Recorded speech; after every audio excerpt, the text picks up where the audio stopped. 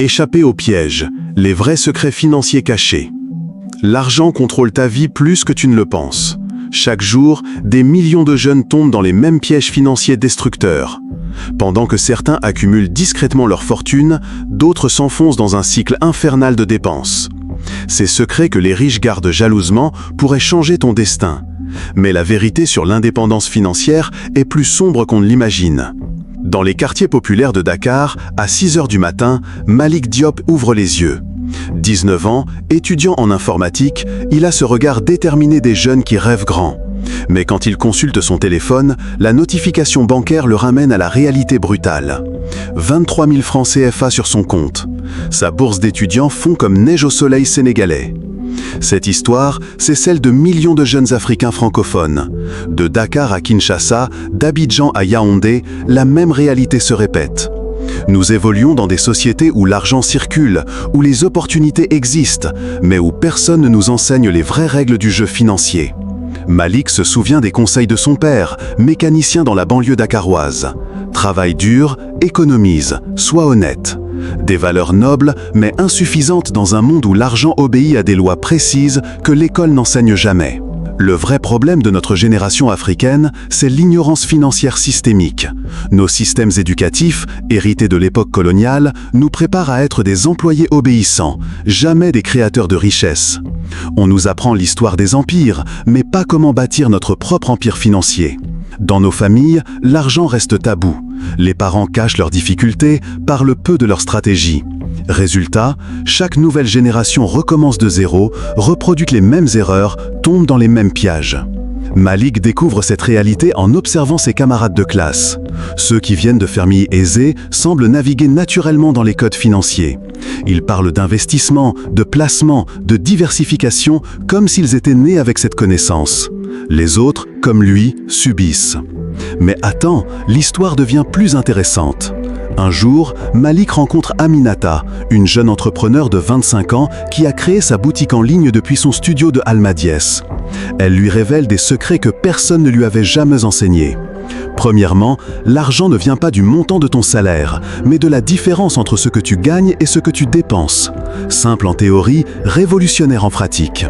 Aminata lui explique qu'un mécanicien qui économise 200 000 francs par mois peut devenir plus riche qu'un cadre qui dépense tout son million. Deuxièmement, l'argent qui dort est de l'argent qui meurt. Dans nos sociétés africaines, l'inflation grignote silencieusement nos économies. Garder son argent sous le matelas ou sur un compte épargne classique, c'est accepter de s'appauvrir lentement. Troisièmement, il faut créer plusieurs sources de revenus. Un emploi unique, c'est une fragilité. L'économie africaine étant instable, celui qui mise tout sur un seul revenu prend un risque énorme. Malick commence à appliquer ces principes avec la rigueur d'un étudiant en informatique. Il télécharge une application de gestion de budget et commence à traquer chaque dépense. Café du matin, transport, repas, sorties, tout y passe. La première semaine le choque. Il découvre qu'il dépense 15 000 francs par semaine en achats impulsifs. Soda, snacks, crédits téléphoniques inutiles, sorties non planifiées. En un mois, 60 000 francs partent en fumée sans qu'il s'en rende compte. Il applique alors la règle des 3 comptes qu'Aminata lui a enseignée. 50% des revenus pour les besoins essentiels, 30% pour les plaisirs et sorties, 20% pour l'épargne et l'investissement. Cette règle, adaptée au contexte africain, prend en compte nos obligations familiales étendues. Parallèlement, Malick développe ses sources de revenus. Il utilise ses compétences en informatique pour créer des sites web pour les petits commerçants de son quartier. 50 000 francs par site, 2 sites par mois minimum. Il lance aussi un petit commerce de revente de pièces informatiques achetées en gros au marché Sangaga. Les mois passent, Malick voit ses comptes se stabiliser, puis grossir. Pour la première fois de sa vie, il ressent cette sensation grisante de l'indépendance financière qui pointe le nez. Plus de stress en fin de mois, plus d'angoisse devant les factures, plus de honte quand ses amis proposent une sortie qu'il ne peut pas se permettre. Il découvre alors le pouvoir de l'investissement. Avec ses premières économies, il achète des actions de la BRVM, la bourse d'Abidjan. Rien d'extravagant, mais ses premiers pas dans l'univers des placements financiers. Il investit aussi dans sa formation, suit des cours en ligne, améliore ses compétences. Au bout de 6 mois, Malick a transformé sa situation. Compte épargne garni, 3 sources de revenus stables, premiers investissements lancés. Il commence même à conseiller d'autres étudiants, partage ses découvertes, crée un petit groupe WhatsApp d'entraide financière. Ses parents remarquent le changement. Plus de demandes d'argent d'urgence, plus de stress visible. Malik rayonne d'une confiance nouvelle. Il envisage déjà l'avenir avec optimisme, finir ses études sans dette, lancer sa vraie entreprise, peut-être même aider financièrement sa famille. Mais ce que tu n'es pas prêt pour la suite va te glacer le sang. Un matin de février, sa mère l'appelle en pleurs. Son père vient de faire un accident vasculaire cérébral. Urgence médicale, hospitalisation immédiate, soins intensifs. Dans le système de santé sénégalais, la famille doit avancer tous les frais. L'assurance maladie couvre peu, les délais de remboursement sont interminables. Malik regarde ses économies. 2 millions de francs CFA, fruit de mois d'efforts et de privations. En 2 semaines d'hospitalisation, tout disparaît. Frais médicaux, médicaments, examens, honoraires des spécialistes.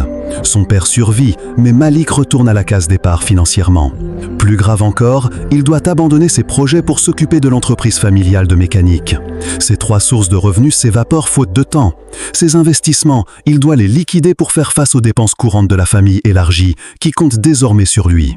6 mois plus tard, Malik comprend la cruelle réalité de l'indépendance financière en Afrique.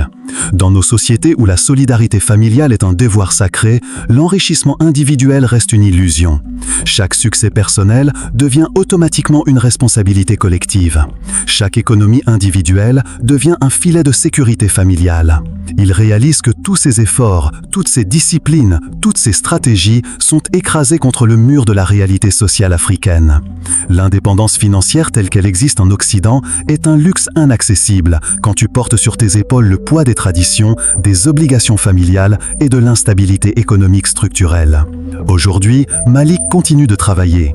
Il applique encore les principes appris, économise quand il peut, investit prudemment. Mais il sait désormais que sa richesse ne lui appartiendra jamais vraiment. Elle appartient à sa famille, à sa communauté, aux aléas de la vie dans un pays où l'État ne peut pas protéger ses citoyens des catastrophes médicales ou économiques. Cette prise de conscience l'écrase certains soirs. Tous ces rêves d'indépendance financière, toutes ces heures passées à calculer, économiser, investir, pour finalement comprendre que dans notre contexte, la liberté financière individuelle reste un mirage. On peut améliorer sa situation, mais on ne peut jamais vraiment s'échapper du cycle de la dépendance collective. Abonne-toi, partage, aime, commente pour plus de contenu comme celle-ci.